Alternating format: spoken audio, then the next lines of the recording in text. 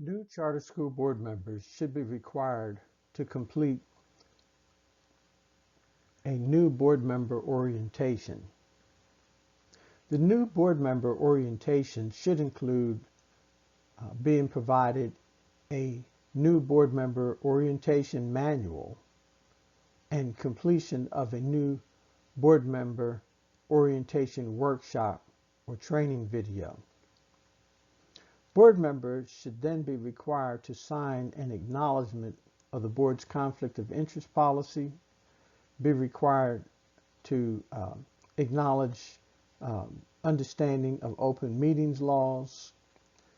They should be required to acknowledge that they have reviewed the Federal Educational Right to Privacy Act and more.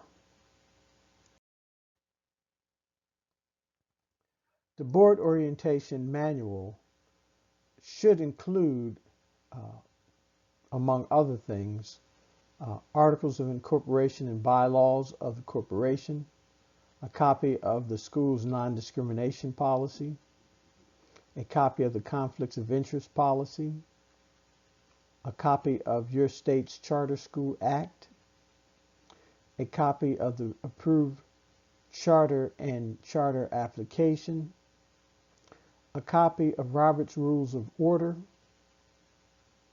a copy of the Open Meetings Law, a copy of the state's Public Records Law. There should also include a copy of the Federal Educational Right to Privacy Act,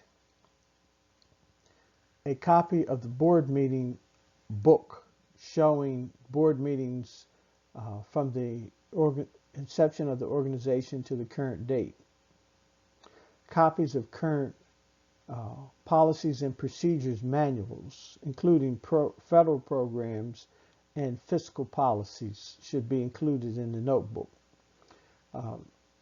These can be presented in a notebook, paper copy, or on a flash drive. The board orientation video or workshop.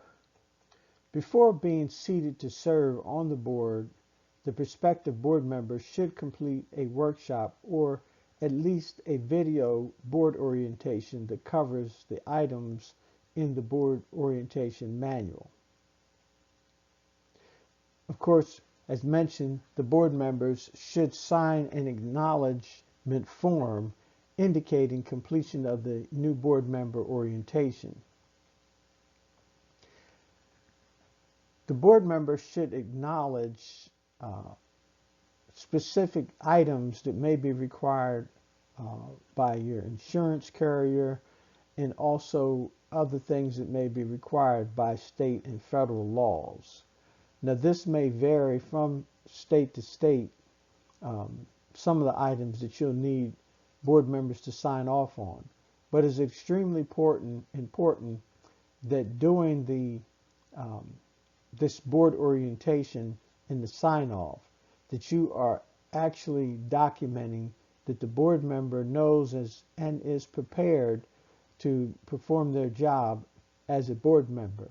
In addition to this orientation should also include an oath of office.